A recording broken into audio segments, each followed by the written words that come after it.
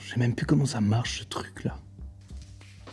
Ah si, c'est bon, hein. Oui, bah ça va, je sais, ça fait 1000 ans que j'ai pas fait de vidéo. Mais promis, c'est pour une bonne raison. Ah, vous m'aviez manqué, les amigos. Trop content de vous retrouver. Et de quelle manière, s'il vous plaît? Avec mon plat de pasta préféré de l'été. Cette recette est beaucoup trop méconnue alors qu'elle est délicieuse, inratable, qu'elle plaît à tout le monde, ne nécessite que peu d'ingrédients et qu'elle est prête en quelques minutes. Ah bah oui, non, c'est pas ma recette préférée pour rien non plus, hein. Et oui, direction la Sicile pour cette magnifique recette de pasta alla norma qui nous vient de Catane, au pied de l'Etna. Vous savez, le volcan. Allez, sortez vos plus belles aubergines, on part en cuisine.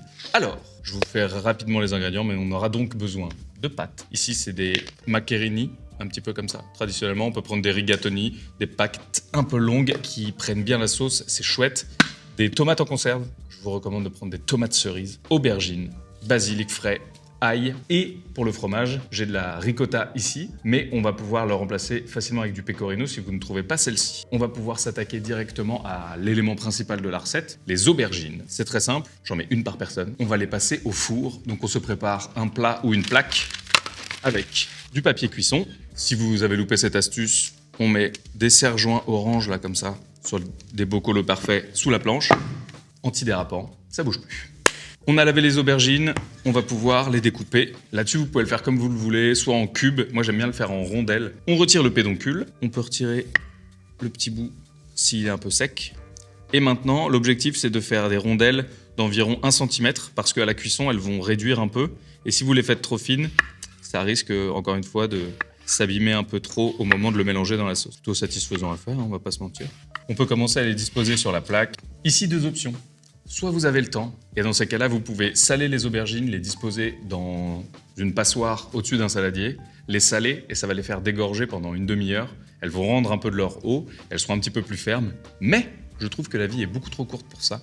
Donc nous, on va les passer directement en cuisson, après les avoir assaisonnées évidemment. La meilleure huile du monde, Olio di Serra, avec Woogie's. Je pense qu'il en reste un petit peu, hein. Vous pouvez la regarder dans les commentaires, j'ai mis le lien. On est quand même sur de la cuisine italienne, les amis, donc un généreux filet d'huile d'olive, surtout qu'elles vont plutôt bien absorbé. Le sel et le poivre.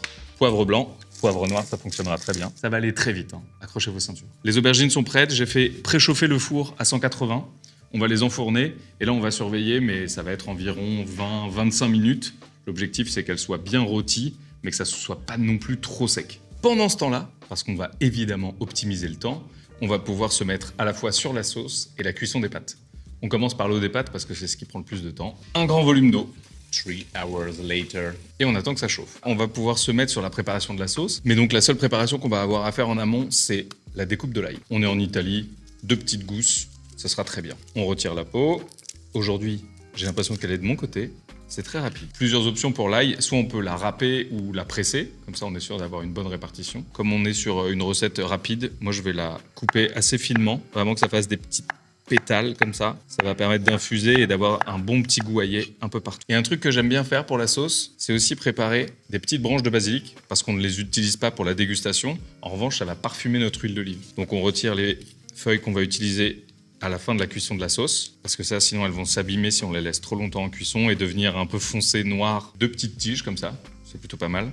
Et notre ail. 2 options. Il y en a plein d'autres évidemment, ça marche avec toutes les poêles, mais ça, si vous avez l'occasion de vous en procurer, c'est une petite poêle idéale pour faire les pâtes, c'est super léger. Et c'est surtout que ça permet, avec cette forme très arrondie dans le fond, de pouvoir faire bien sauter les pâtes au moment d'incorporer l'eau de cuisson et de l'air. Mais là, comme on va faire une quantité un peu plus importante, je vais prendre 7 poêles en inox. On se met sur feu doux moyen, on attend que la poêle chauffe un petit peu et on va ensuite ajouter les ingrédients.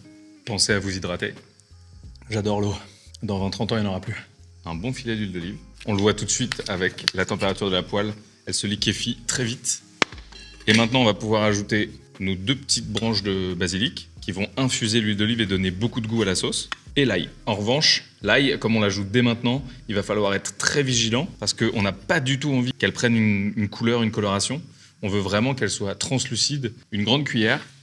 Et on va essayer de remuer régulièrement pour surveiller la coloration et la cuisson surtout. Là, on commence à le voir, les pétales d'ail sont en train de devenir un peu plus translucides, mais il y a quand même ce petit côté coloration sur les plus fines qui commence à arriver, donc ça va être le moment d'ajouter la tomate. Vous pouvez le faire avec des tomates fraîches aussi, si vous en avez. Et je suis parti sur des tomates cerises en conserve. Ça apporte un petit côté un peu plus acidulé, sucré, très sympa. On va pouvoir réaugmenter le feu un petit peu. Faut pas que ce soit sur feu trop fort, mais les grosses, on peut un peu les casser en deux. L'objectif, c'est pas de garder la forme, c'est vraiment de faire sortir tout le jus des petites tomates et qu'elles viennent confire tranquillement à la cuisson. Ça commence à faire déjà une jolie petite purée. Et là, le parfum de l'ail et du basilic. On va faire une première passe sur l'assaisonnement, du sel. Et moi, j'aime bien ajouter un peu de piment d'Espelette. Vous me connaissez, j'adore ça. Et je trouve que ça va relever un peu cette sauce. L'eau des pâtes est en train de bouillir. Donc, on va pouvoir saler. Il faut que ce soit bien salé, l'eau des pâtes. C'est important. On prend une jolie petite forme, un peu creuse comme ça. On l'ajoute directement dans l'eau bouillante. On mélange bien une première fois, sinon ça a tendance à accrocher au fond. On va laisser compoter tranquillement la sauce pendant toute la cuisson des pâtes, c'est-à-dire 10 minutes. On baisse le feu pour être toujours sur moyen et pas que ça accroche. On veut pas de caramélisation, on veut vraiment avoir ce côté confit, compoté tranquillement. C'est ça qui est délicieux. Et on touche pas au basilic, on le retirera au dernier moment. C'est parti pour Toujours mettre 1 minute de moins que la cuisson qui est indiquée sur le paquet des pâtes. Comme ça permet de contrôler. Et 2, de finir la cuisson dans la sauce. On se rapproche tout doucement de la fin de la cuisson. On va pouvoir aller chercher nos aubergines. Regardez-moi ça, elles sont bien cuites. C'est tout fondant à l'intérieur. Et ce qui est cool, c'est que la peau, elle a gardé ce côté un peu ferme. Donc ça va donner de la mâche. Et ça, c'est chouette. On ajoute directement à notre sauce. Et là, maintenant, on va pouvoir mélanger. Alors, c'est pas grave si les aubergines se cassent un peu. Parce que finalement, en fait, c'est en rajoutant un petit peu de chair d'aubergine que ça va donner une sauce vraiment intéressante. Et là, vous allez voir, les aubergines vont un petit peu absorber la tomate. Donc, on peut déjà commencer à ajouter de l'eau de cuisson des pâtes. Ce qui va, avec l'amidon contenu à l'intérieur, à la fois permettre de lier, mais aussi de rallonger un peu cette sauce. On a donc la sauce qui est prête, nos pâtes qui sont cuites, on va pouvoir les ajouter. Je vais quand même goûter, histoire d'être sûr. Toujours important. En plus, pour les gourmands, c'est plutôt pratique.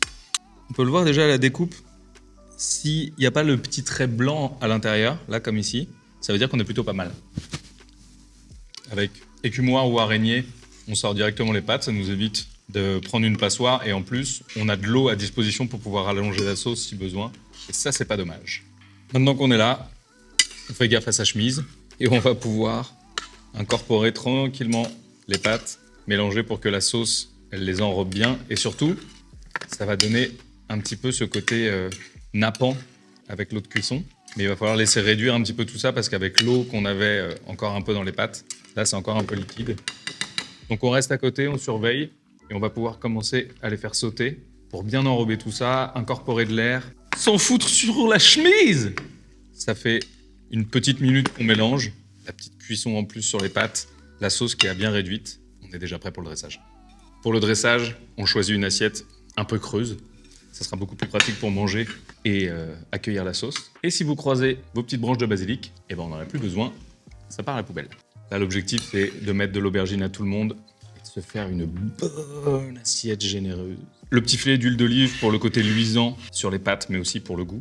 On peut ajouter le basilic frais. Allez-y généreusement, hein, je veux pas une feuille. On aurait pu s'arrêter là, mais on a envie de faire plaisir à nos petits amis siciliens. Et on va ajouter de la ricotta salata. Ça, vous pouvez en trouver alors de plus en plus en supermarché, mais aussi chez votre traiteur italien.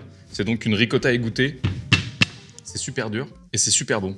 C'est assez salé, donc c'est pour ça qu'il faut y aller mollo au moment du dressage. Et on peut la râper, c'est ça qui est cool. Et c'est très joli. Le problème, c'est que j'ai jamais envie de m'arrêter parce que c'est beaucoup trop bon et beaucoup trop beau.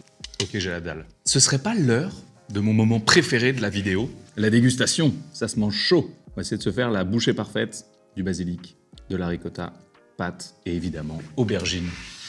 C'est vraiment maxi bon. Hein. Et c'est ça qui est cool avec les pâtes, c'est que ça fait des dizaines et des dizaines de fois que je fais cette recette, mais à chaque fois on rajoute un petit truc, on change quelque chose, et du coup c'est encore meilleur. Oh là là, je vais manger ça tout l'été. Bon, je vous avais pas menti, cette recette est incroyable en tout point. En tout cas, je peux vous dire une chose, c'est que je suis très heureux de vous retrouver, et accrochez-vous, car maintenant, je ne vous lâche plus.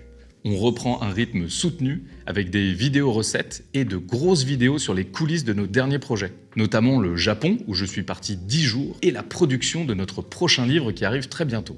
Eh oui! Si vous n'êtes toujours pas abonné, n'hésitez pas à le faire, c'est gratuit pour vous, mais pour nous, ça veut dire beaucoup. C'était Hugo, vous êtes toujours sur Woogies, à bientôt pour de nous. Bah non, c'est pas ça, je me souviens même plus de la phrase. Je vous dis à très vite pour de nouvelles aventures, c'était Hugo, vous êtes toujours sur Woogies, bon appétit, ciao! Ça c'est bon. Je pense que c'est la bonne.